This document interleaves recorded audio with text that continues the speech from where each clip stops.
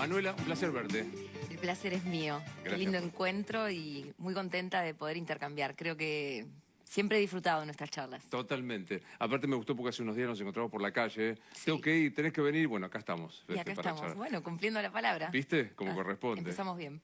¿Por qué sos precandidata a presidenta? Porque quiero cambiar todo. Definamos todo. Definamos todo, empezando por el salario mínimo vital y móvil que parta de los 500.000 pesos. Porque quiero que el eje del salario, que es un tema recontrasentido, esté en la campaña electoral. Porque quiero girar el debate a la izquierda. Porque quiero hablar de la precarización laboral. Porque quiero contrarrestar el discurso de misoginia que hay de la ultraderecha, del conservadurismo, no solo en Argentina, a nivel mundial. Quiero hablar de la educación sexual integral, del lenguaje inclusivo, quiero defender la legalización del aborto, quiero hablar de los temas que no suelen tener representante. Creo que los intereses de los poderosos tienen muchos voceros, tienen sus asociaciones, pero las mayorías sociales, contradictoriamente, el 99%, tiene poca voz en la campaña. Entonces quiero ser presidenta porque veo un modelo totalmente diferente de sociedad, de abajo hacia arriba, de las mayorías, desde las plazas hacia los palacios. ¿Qué es ser de izquierda hoy, 2023? Julio 2023, ¿qué es ser de izquierda? Ser de izquierda hoy es ser anticapitalista y eso es una refundación de la pelea contra este sistema en este siglo XXI, es que se diferencia de todas las experiencias de burocratización asociadas normalmente con el comunismo del siglo pasado. Ser anticapitalista hoy, como ser de izquierda, es cuestionar la ganancia, cuestionar la idea de la mercantilización extrema. Esto de que todo se puede comprar y vender, los cuerpos, los órganos, la naturaleza, el medio ambiente, la tierra, el litio, las ideas, la información, el agua, el mar. Ahora, ayúdame para entender si hay alguna expresión más o menos parecida a lo que vos soñás. Quiero decir, comparto con vos el comunismo, la burocratización, eso vos no lo compartís. ¿Hay en el mundo alguna experiencia de un proyecto anticapitalista que esté en vigencia? Creo que se está prefigurando en las luchas contra lo más nuclear de este sistema ultracapitalista que estamos viendo hoy. Y se empieza a ver, por ejemplo, en la nueva ola de sindicalización en Estados Unidos, el piberío de Starbucks, de Amazon, incluso de pilotos de aviones,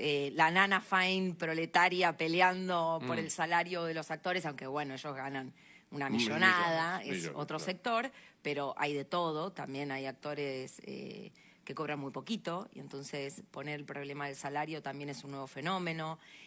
Creo que el anticapitalismo se ve en el movimiento que pelea por la ecología, por la naturaleza, en algunos sectores del feminismo también se ve, en una nueva generación que sale a pelear, por ejemplo, contra la precarización laboral, que parece ser una moneda corriente, contra los temas que este sistema no está garantizando. Lo más elemental, dicen que el capitalismo es el sistema más eficiente, pero los temas más humanos, el trabajo, la salud, la educación, no están siendo garantizados.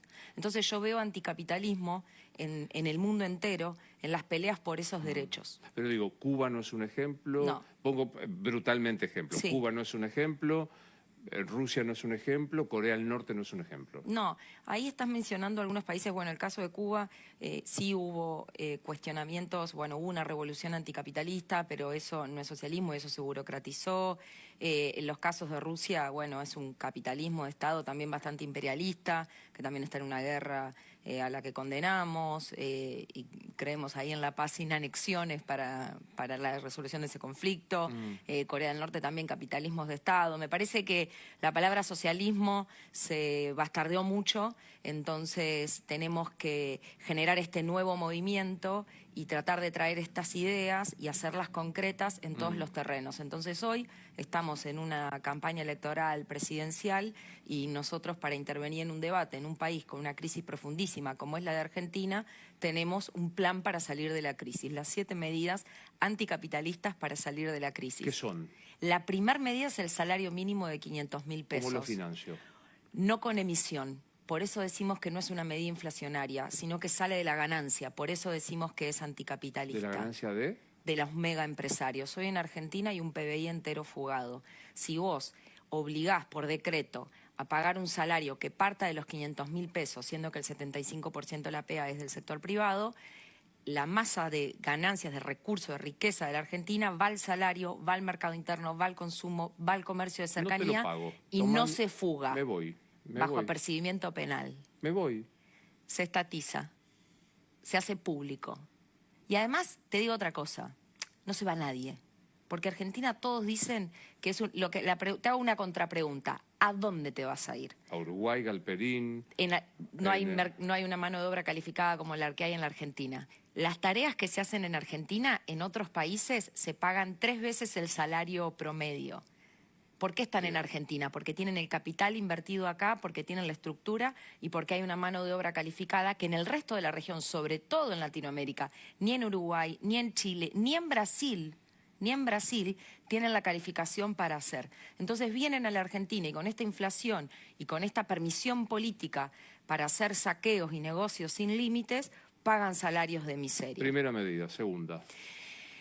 Pase a planta permanente también por el problema de la precarización laboral. Yo creo que hay 2 fenómenos en la Argentina. Los trabajadores pobres, trabajadores conveniados pobres, que es un escándalo, inédito en industrias emblemas y demás, y el otro es el multiempleo, 2 o 3 trabajos para llegar a fin de mes, en general bajo monotributo. Prohibir el monotributo para la relación de dependencia, que es relación de dependencia encubierta, y ahí regularización con derechos del empleo. Ahí es importante, una tercera medida, la inversión en lo público, masiva, sobreinversión. Es una discusión mundial. Estados Unidos Biden mismo está invirtiendo bastante del PBI para salir a competir, incluso con China y demás, por el retraso de décadas que tiene Estados Unidos en inversión. El privado no está invirtiendo, y no lo hace, no pasa en el mundo, y no pasó en la Argentina, en las grandes obras que se necesitan. Argentina tiene un gasoducto, necesita 20 para conectar con toda la región, puertos, flota mercante para trasladar lo que produce, se alquilan fletes para casi el 80% de lo que se produce porque no hay una flota propia. Bueno, y así demás. Si vos haces una sobreinversión en infraestructura bajo control de trabajadores, vecinos y usuarios para evitar la corrupción, porque ese es otro problema, cuando decís obra pública se asocia automáticamente con corrupción, porque hay secretismo. Para nosotros tiene que ser público, abierto, democrático, toda la información libre y administración de vecinos y usuarios y trabajadores. Y ahí, con eso, también atacas otro problema, que es el problema del desempleo. Muchos dicen, quitemos los subsidios al desempleo, que me parece un escándalo porque es abandonar un paliativo que es importante para no dejar en la miseria y la pobreza extrema a más de 2 millones de personas en la Argentina. Bueno, pero hay que buscar una solución de fondo, una solución para generar empleo genuino. Bueno, hay que pensar la Argentina y la economía con otros ojos o desde otro punto de vista. Y yo quiero hacer ese aporte en la campaña, que girar al debate a la izquierda y mostrar que hay un plan y que hay una forma de salir de esta crisis tan profunda que no implique que siempre la paguen los trabajadores y las trabajadoras y las mayorías sociales. Manuela, definime el kirchnerismo. El kirchnerismo, ahora hay Unión por la Patria. Correcto. Y ya no es más el Frente de Todes, y creo que significa que con la unción de Massa como candidato es conservador esa decisión, y que lo que ellos decían o venían del progresismo, hay un distanciamiento del progresismo. Lo veo con mucha preocupación porque no tienen programa, lo dijo el Cuervo Larroque. Entonces digo, pragmatismo, no sé para dónde va a disparar Massa. ¿Qué va a hacer? Massa es la derecha, Massa es el... Massa es conservador. Yo diría que Milei es la ultraderecha, que Patricia Bullrich es la derecha, que Larreta es la centroderecha y que Massa es conservador. Esa es mi definición por ahora. Después, hacia dónde puede ir cuando gobiernen, pueden girar y puede ser peor. Para que me quede claro, el conservadurismo está más a la izquierda... Está más al centro. Más no al es centro. Lo mismo que la centro-derecha. Creo que es conservador, por ahora, porque lo cierto es que al no tener programa, ellos dicen, primero los votos, después el programa. Eso es un peligro, porque el día de mañana, ante un conflicto social, lo que lo distinguiría supuestamente a Massa de Larreta, que es el aspecto represivo, se podría difuminar y Massa podría tranquilamente reprimir, como hizo su aliado en Salta con los docentes que salieron a pelear, el gobernador electo en Salta, que metió 19 docentes presos, entre ellos un candidato a gobernador nuestro que estaba solidarizándose por el salario. Una cosa son los docentes contra los tipos que tiraron piedras contra la legislatura. En Jujuy. A mí me parece que lo de Jujuy hay que ver, y ahí te digo, también me sale la socióloga, siempre trato de mirar las capas de todo el fenómeno. En lo de Jujuy lo que hay que ver es que hubo una contrarreforma totalmente inconstitucional que violentó todos los procesos de debate y que no tiene legitimidad social, y que hubo un estallido, al margen de lo que la sociedad ha elegido, que votar para un gobernante no es un cheque en blanco para luego salir a reprimir. Aunque los diputados hayan votado a favor. Los del PJ, por ejemplo. Todo fue por unanimidad. No, la izquierda no. La izquierda no participó de esa votación. Incluso no son de mi alianza, pero te digo que hablo... la moral no me permite no aclarar eso. Han sido los del PJ y los partidos tradicionales los que han votado esa contrarreforma. Pero ser electo para un proceso de la noche a la mañana no te da cheque en blanco, porque eso es, bueno, es como el absolutismo, porque sos un gobernante, podés llevarte puesta a la sociedad. El derecho de la sociedad es a rebelarse ante el Leviatán, es la cosa más elemental, más democrática que sostiene hoy, creo, y debería sostener a las sociedades modernas, que los gobernantes no puedan, por más que sean electos, ser omnipotentes y llevarse todo puesto. Bueno, por eso también nombraba hace un rato, yo creo mucho en la política que no está instalada solo desde el punto de vista del palacio, sino también de las plazas, porque en las plazas se ejercen las libertades democráticas. En la Argentina, las plazas conquistaron, por ejemplo, tirar abajo la dictadura. Si no hubiese sido por las plazas y esa protesta social, hoy no estaríamos en un proceso de elecciones. Las plazas conquistaron la legalización del aborto. Las plazas han conquistado derechos laborales. Las plazas han peleado contra la pobreza. Entonces, bueno, vaya si son importantes las plazas para las sociedades democráticas, sobre todo para una como la Argentina. ¿Por qué la impresión hay desde que yo voto desde el 83, soy mucho más grande que vos, es que la izquierda siempre está dividida? Digamos, Zamora, Patricia, Walsh. Hoy hay 3 ofertas de izquierda. Cuatro. Primero, ¿es cierto que le mandaste un mensaje a Bregman y que te clavó el visto? Me gosteó, peor. ¿Te gosteó? Peor, más violento. ¿Bregman me gosteó? Sí, Bregman me gosteó, porque es la verdad. Lo que sucedió fue que, en primer lugar, sí, yo creo que hay una división de la izquierda y que hay que resolverla. Hay otros sectores de la izquierda, a diferencia de lo que nosotros decimos, que dicen, no, ya hay un frente, ya está resuelto. Bueno, si hay 4 candidatos a presidente de la izquierda en una elección que es histórica, donde crecen discursos de derecha, efectivamente la primera cuestión es reconocer que el problema no está resuelto. Entonces nosotros y el Nuevo Más miramos y decimos, no, hay que trabajar acá sobre este problema, no hay que taparlo, hay que reconocerlo. Sobre eso, lo que digo es responsabilidad de Miriam, porque es la, digamos, referente del Frente de Izquierda. La gente de Solano ni siquiera se quiso sentar a discutir con nosotros. Cuando surgió el tema de que ellos iban a una PASO, nos reunimos con el sector político de Miriam Bregman, estuvimos intercambiando, le propusimos una fórmula única, una fórmula unitaria entre ella y yo. 2 mujeres candidatas de izquierda. Era inédito, interesante. Interesante, para mí podía ser la bomba, muy potente. Y ahí fue cuando vino el gosteo. Y me parece que esa falta de interés en la unidad plantea de manera muy concreta la necesidad de la renovación. Yo creo que en este momento no hay unidad porque la gente de Bregman, la gente de Pitrola, de Solano, mira la PASO como un negocio.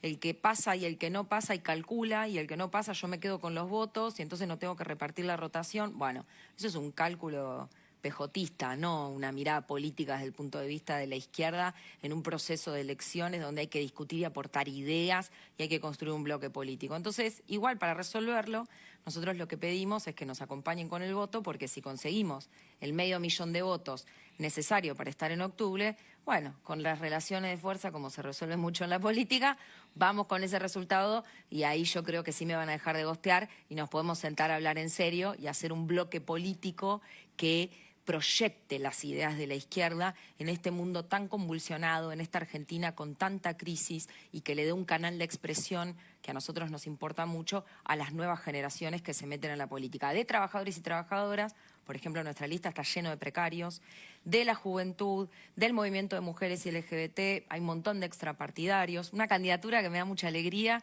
extrapartidaria en la capital federal, Alejandro Tantanian, Bueno, dramaturgo. Tremendo artista. Tremendo artista. Bueno, Alejandro está en nuestra lista porque quiere hacer una campaña para darle voz a los derechos de la comunidad LGBT y está muy preocupado por la homofobia. Y el viernes pasado hizo un encuentro en una cervecería con sectores de la juventud, del Nuevo Más y candidates y pibes jóvenes, o sea, también un encuentro de generaciones para hablar y problematizar sobre la educación sexual integral, y se habló mucho del problema del lenguaje inclusivo, la educación y la protección de esos derechos, con unas anécdotas hermosas. Por ejemplo, lo conté también hace muy poquito, lo hablé con Ale, contaba una docente que tenía un estudiante que era varón trans, que en su casa no le aceptaban su identidad, porque a veces sucede, por incomprensión, por prejuicios y demás, y en la escuela sus compañeros y sus maestras y maestros le guardaban la ropa de varón para que llegue a la escuela y se cambie y pueda vivir la identidad que elige.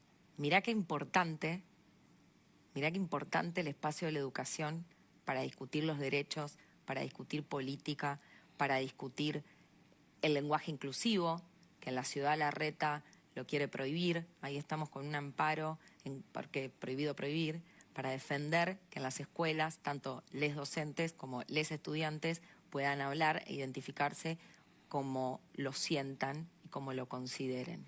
Manuela, ¿quién sos vos? Soy la Manu, soy entrerriana, soy socióloga, soy trabajadora no docente de la Universidad Nacional de General San Martín, soy hija de la escuela pública, vivo de mi trabajo, eso es muy importante, pago mi alquiler, hago mis compras, nunca tuve un cargo, estoy orgullosa de eso. Soy una militante, no soy una política profesional que mira desde arriba, soy una amiga, muy amiguera de mis amigas de la infancia y mis amigos de la infancia, soy una activista, soy feminista, soy socialista, y soy un optimista, por sobre todas las cosas, porque el anticapitalismo y tener convicciones, y me sale la sonrisa, al estar lleno de futuro, está lleno de alegría. ¿En casa venías de cuna socialista o sos Para nada, nada. No, mi familia es una apertura ideológica enorme, todo el mundo piensa cosas distintas, por supuesto en elecciones todos votan a Manu, Manu, nena, como dice mi mamá, bueno. ¿Por qué Elena? Porque soy la menor de 3 hermanos. Entonces, nena. Igual mi hermana, que tiene 48, también es la nena. Pero es una cosa de madres e hijas. ¿Tu vieja nada que ver con...? Mis padres no vienen de militancia organizada, pero creo que tienen una ideología. Mi abuela era peronista, familia peronista por el lado de mi papá. Y mis papás creo que tenían más ideología vinculada al peronismo defender la educación pública. La movilidad social ascendente. La movilidad social ascendente, exacto. Mis viejos, mi mamá jubilada docente, mi papá trabajador del Estado, ingeniero, pero trabajador del Estado. Entonces, pero yo elegí otro camino, totalmente diferente. ¿De dónde? ¿De qué lugar? De Paraná, paranaense. Me estoy yendo acá después para Paraná porque vamos a hacer campaña y también aprovechar y ver un poquito a la familia. Cuando llegás a Paraná, ¿recordás qué cosa de lo que aprendiste de niña? Ay, mi escuela. Varias cosas. Mi escuela pública, hermosa, enorme, y las amistades que tengo que vienen de ahí. El deporte. Pude hacer deporte cuando era chica, que creo que mis papás siempre tuvieron 2 trabajos para poder pagarte la cuota del club. Vengo un poco de ciudades más chicas donde eso es muy común, y pagarte la cuota del club, pagarte una cuota para estudiar idioma, para que hagas algo vinculado al arte, hacer teatro.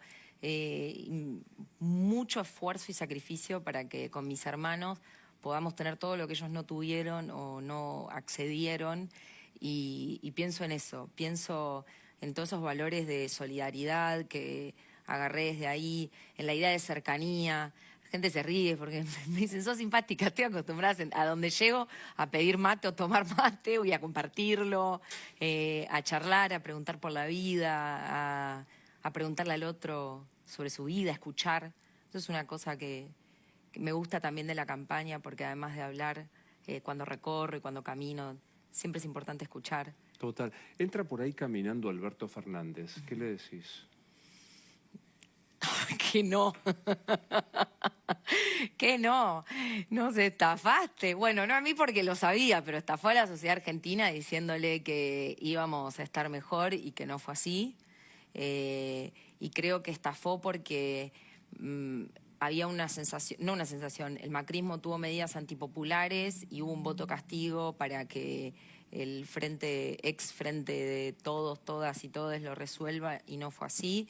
Y ahora lo que hay es inflación, pago de la deuda externa, legitimación y legalización de la deuda ilegítima de Macri.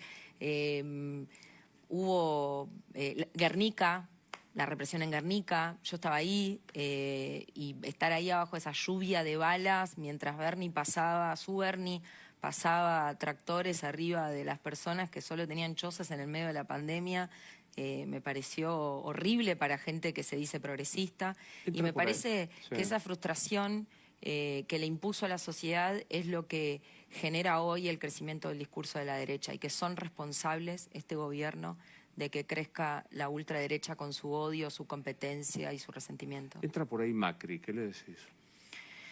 ¿Qué hicieron con Santiago Maldonado? ¿Cuál es la duda sobre el tema? Y que lo reconozcan, que dejen de decir que no hubo una responsabilidad de la represión de su gobierno con alguien que fue con una desaparición seguida de muerte. Pero la justicia dijo que se ahogó.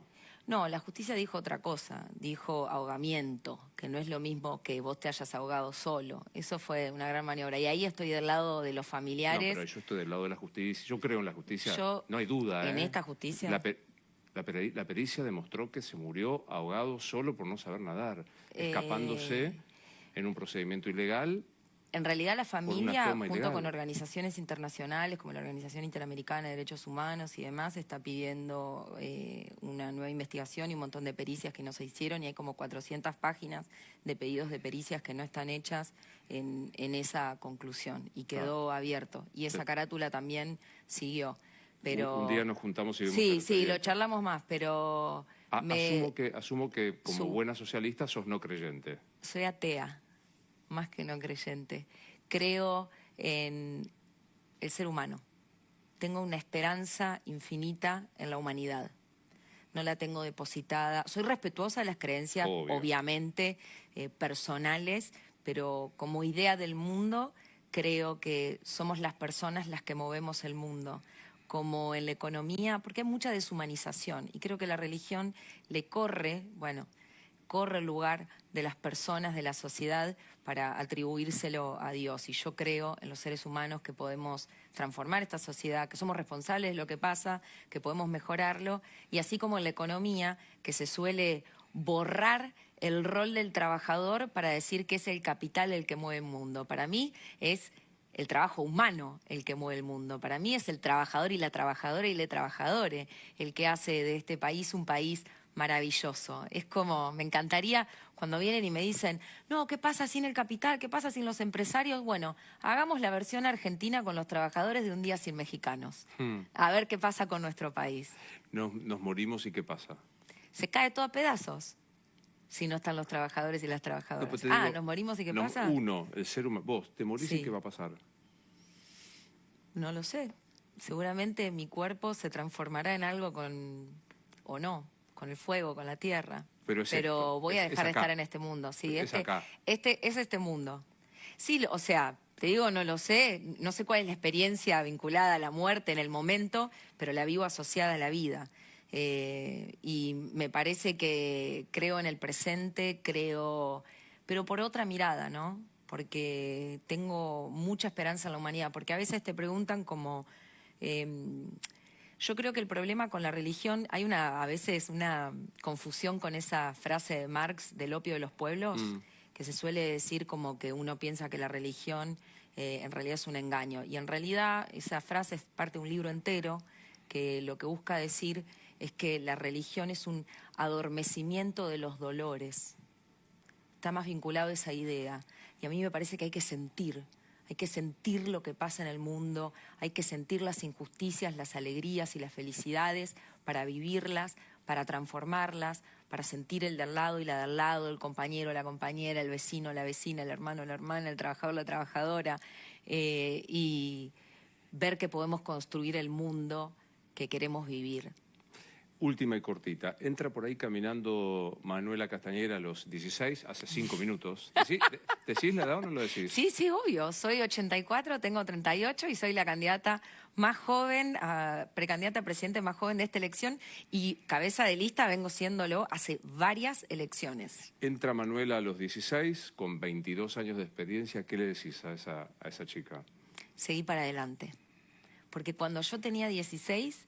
fue más o menos el 2001 y empecé a sentir y a entender la desigualdad y veía a la gente que revolvía la basura y vi también, yo iba a la escuela pública y veía a mis maestras que tenían hambre y corrieron el horario de entrada del colegio que era a las 7 menos 10 a las 7 y media porque los chicos venían de los barrios, ya no podían venir en colectivo, yo vivía cerca de la escuela, iba caminando, pero los chicos que venían de los barrios venían caminando porque no podían pagar el colectivo. Y me empezaba a molestar algo de la sociedad. Y me empezaba a doler la injusticia. Y lo miré de otra manera, lo miré así. Lo miré, ¿por qué no hay comida para todo el mundo? ¿Por qué la gente pasa hambre? Bueno, esas preguntas, seguí preguntándote, seguí para adelante. Me gustó verte. Gracias. A mí también. Gracias por compartir y gracias por reflexionar y hablar. Es muy importante en esta campaña. Y creo una cosa más, que se viene una PASO que es muy importante y que va a definir cosas y me parece que lo más democrático sería que haya un debate entre todos los candidatos, no solo las alianzas. Contá y antes conmigo de las para el PASO. debate. Contá conmigo. Y por eso te lo digo, porque sé que has estado ahí y me parece que no hay que esperar solo hasta octubre. Me parece que sería muy saludable hacerlo antes de las PASO porque va a definir muchas cosas. Estamos en una PASO histórica y qué mejor sería que toda la sociedad pueda escuchar, acceder a la información, poder comparar. Gracias. Gracias a vos.